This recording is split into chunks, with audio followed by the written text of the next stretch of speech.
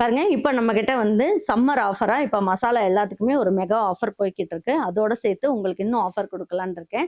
ரூ. 700 மேல வாங்குறவங்களுக்கு 5% டிஸ்கவுண்டோட 1/4 கிலோ கோதுமை மாவு ஃப்ரீ. ரூ.